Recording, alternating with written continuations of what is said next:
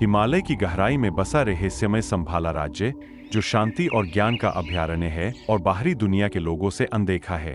पुराणों के अनुसार यहीं पर कल की अवतार वाली भविष्यवाणी कलयुग के अंत में सामने आने वाली है। शंभाला के लोग लंबे समय से अपने उद्धारकर्ता के आगमन का इंतजार कर रहे हैं। उस दिन की तैयारी कर रहे हैं जब भविष्यवाणी सच होगी। हम बढ़ रहे हैं पृथ्वी के फ्यूचर की तरफ, जहां पृथ्वी पर मौजूद हर शहर, कस्बा, इंजीनियरिंग और टेक्नोलॉजी के चमत्कारों में बदल गए हैं। सबके घर पहले से कहीं ज्यादा स्मार्ट हो गए हैं। मानवता ने एआई टेक्नोलॉजी को अपना जीवन का हिस्सा बना लिया है। अब एआई रोबोट्स ही हमारे दैनिक कार्य को कर रहे हैं। मानव का जीवन तो पहले से आरामदायक तो हो गया है, पर इंसान धीरे धीरे आलसी और शरीर से कमजोर हो रहा है। मानव की सोच ज्यादातर सेक्स की तरफ ज्यादा बढ़ती जा रही है।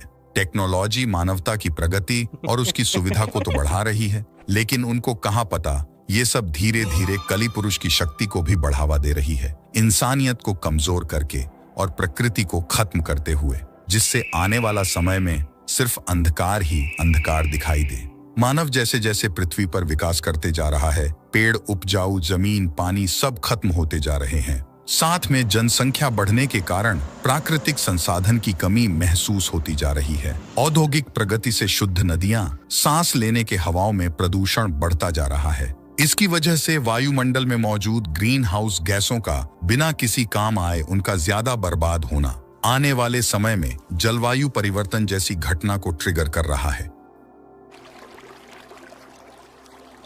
जैसे जैसे समय बढ़ रहा है, मानव को डेली मौसम से जुड़ी घटनाएं को झेलना पड़ रहा है। यहाँ तक कि लगातार प्रकृति के घटने के सिलसिले और प्रदूषण के बढ़ते रहने के परिणाम स्वरूप लगभग जानवरों और पक्षियों की प्रजातियां लुप्त होती जा रही हैं। अब हम आ चुके हैं वर्ष 4,27,000 ईस्वी में, जहां पहले पृथ्वी कभी मानव सभ्यता का एक समृद्ध प्रतीक थी। अब वही पृथ्वी उसी मानव के वजह से खतरनाक विनाश के कगार पर खड़ी है।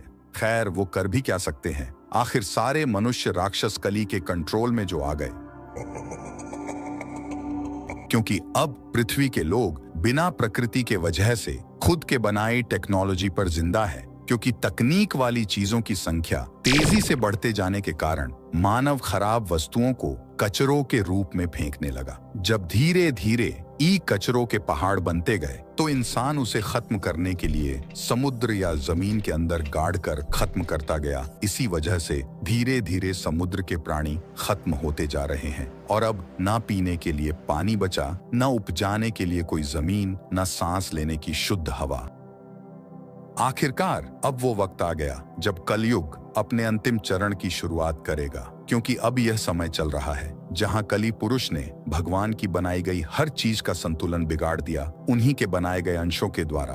अब जहां लोग 30 की उम्र में ही बुढ़े हो रहे हैं, मर रहे हैं, लड़कियां 5 या 10 वर्ष की आयु में ही बच्चे पैदा कर रही हैं, और धार्मिकता तो ना के बराबर है।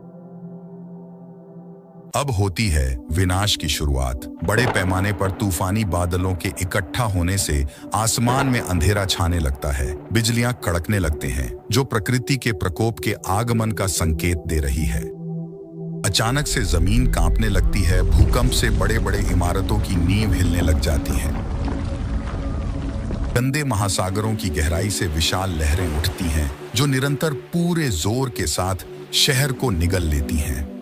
तूफान शक्तियां वाली हवाएं शहरों को चीरती हुई अपने रास्ते में आने वाली हर चीज को तहस नहस कर देती है। धीरे धीरे गगनचुंबी इमारतें मलबे में तब्दील हो जाती हैं, क्योंकि प्रकृति के प्रकोप की कोई सीमा नहीं है।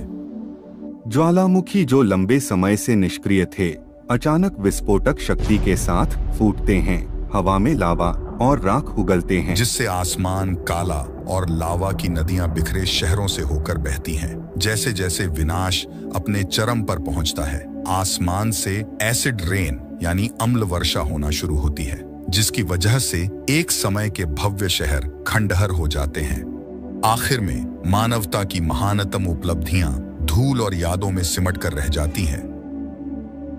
अब हम देखेंगे कि आने वाला 1,500 साल मानवता डिस्टोपिया की स्थिति में जीने लगा है। बची हुई सभ्यता अवशेष खंडहरों के बीच जीवित रहने के लिए संघर्ष कर रहे हैं। जैसे तैसे फटे फूटे हालत में खाने पीने के लिए, रहने के लिए मलबा और कचरों से संसाधनों को इकट्ठा करके परिवार के लिए, अपने लिए एक दूसरे को मारकर, चोरी कर कर दूसरों पर हक जमा कर अपने आप को उसे रूप में ढाल लेते हैं और इसी को जिंदगी का नियम समझकर जी रहे हैं। लेकिन इस अराजकता के बीच कली पुरुष का असली उदय हुआ है। अब वो अपने भयंकर आतंक का युग लेकर आ रहा है। कली पुरुष ने उन्नत एआई टेक्नोलॉजी के अवशेषों का उपयोग करके कुछ गलत इंसानों से कई सारे रोबोट्स बनवाए।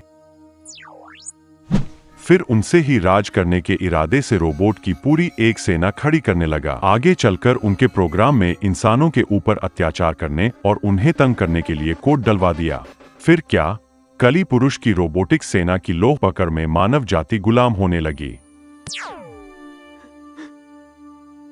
अब उनकी आजादी एआई रोबोट के हाथों में आ गई और उनको पीड़ा देना कली का नया आदर्श बन गया। आखिर में उनके हाथों बर्बाद करवाकर उनके ही दिमाग की खोज का उन्हें गुलाम बनवा दिया। यही वक्त देखने के लिए कली पुरुष वर्षों से षड्यंत्र रचता रहा। एआई रोबोट इतने एडवांस होने लगे कि अपना शासन पूरी दुनिया में फैलाने के लिए जबरदस्ती इंसानों को पकड़कर उनसे खराब रोबोट और नई रोबोट बनवाने का काम करवाने लगे। लेकिन इसी बीच कई जगह पर कुछ बहादुर लोग जमीन के अंदर बंकरों में प्लान बनाकर छिपकर समय समय पर एआई रोबोट्स पर हमला करते रहे, क्योंकि यह वह लोग थे जिन्हें मालूम था एक न एक दिन यह समय खत्म होने वाला है। कोई आएगा जो उन्हें अंधकार से एक नए सवेरे की ओर ले जाएगा। कई दिनों तक थोड़ी बची हुई उम्मीद और बुराई में जंग होती रही, लेकिन आखिरकार बुराई ने उसको भी खत्म कर दिया। जमा लिया अपना कदम इस धरती पर। बन गया कली पुरुष का कलयुग।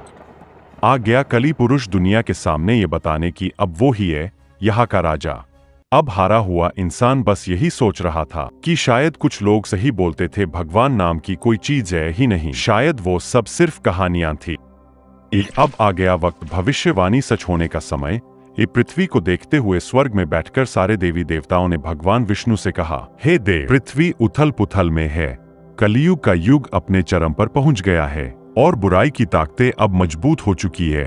हम आपका मार्गदर्शन और उनका उद्धार चाहते हैं। भगवान विष्णु शांत और आश्वस्त करने वाली मुस्कान के साथ जवाब देते हैं, डरो मत प्रिय देवताओं, मुझे भी पता है अब मेरे अंतिम अवतार कल्कि के अवतरित होने और संतुलन बहाल करने का समय आ गया है। विष्णु जी के घोषणा करते ही देवताओं ने अपना समर्थन देने की प्रतिज्ञा की। शिव जी अपने त्रिशूल के साथ घोषणा करते हैं, हम अराजकता के इस युग को समाप्त करने के लिए कल्कि के मिशन में सहायता करेंगे। भगवान विष्णु कल्कि का अवतार लेने से कुछ दिन पहले संभाला के ज्ञानगंज मठ में बैठे व्यास जी के सामने आते हैं और उनके आने वाले अवतार की घोषणा करते हैं और आज्ञा देते हैं बचे हुए चिरंजीवियों को संभाला में बुला लिया जाए। व्यास ये बात परशुराम को जाकर बताते हैं, जिससे सुनकर परशुराम बहुत खुश हो जाते हैं। फिर दोनों बिना कुछ देरी करते हुए आने वाले अंधेरे का मुकाबला करने के लिए परशुराम और व्यास पृथ्वी पर बिखरे छुपे बचे हुए अमर लोगों को बुलाने के लिए तुरंत तैयारी शुरू की। दोनों एक पवित्र गोले का उपयोग करके वे अपने अमर भाइयों के लिए उसे संदेश के रूप में भेज देते हैं। अब जन्म लेने से कुछ महीने पहले संभाला राज्य के एक गांव में वहां के सरदार विष्णुयश नामक एक प्राचीन उच्च शुद्ध ब्राह्मण रोजाना ध्यान करते थे। एक दिन विष्णु उनके सामने प्रकट होकर उन्हें दिव्य दर्शन देते हैं और उनके घर में आने वाले अवतार के लिए उन्हें जानकारी देते हैं और आशीर्वाद देकर चले जाते हैं। विष्णुयश ये सोचकर काफी खुश रहने लगते हैं कि वह और उसका परिवार लोगों के उद्धार करने की भूमिका निभाएंगे। जन्म लेने से कुछ महीने पहले विष्णुयश की पत्नी सुमति को अपने भीतर एक दिव्य उपस्थिति महसूस होती है, जो उनको एक दिव्य ऊर्जा की उपस्थिति के जन्म की घोषणा करती है। अब जन्म वाली रात में आकाश में संभाला के ऊपर एक दिव्य चिन्ह दिखाई देने लगा। फिर वही दिव्य चिन्ह शाही महल के भीतर सुमति के गर्भ में ऊर्जा के रूप में प्रकट होने लगी। महल का कमरा रोशनी से भर गया। आखिरकार कल्कि बनने वाले बच्चे का जन्म हो ही गया। संभाला के सारे दिव्य ऋषि मुनि ये खबर सुनते ही महल में बच्चे को आशीर्वाद देने के लिए पहुंच गए। संभाला उत्सव में डूब गया, क्योंकि उसके निवासियों को पता था कि उनके बीच पैदा हुआ बच्चा दुनिया का उद्धार करता है। अब हम अगली वीडियो में देखेंगे कल्कि अवतार को बड़ा होते हुए, कैसे कल्कि अपने गुरु और अमर चिरंजीवी साथी से मिलेंगे, उनके साथ अधर्म की लड़ाई के लिए तैयारी करेंगे। तो जाने से पहले कमेंट में उन 8 चिरंजीवियों के नाम लिख कर जाए।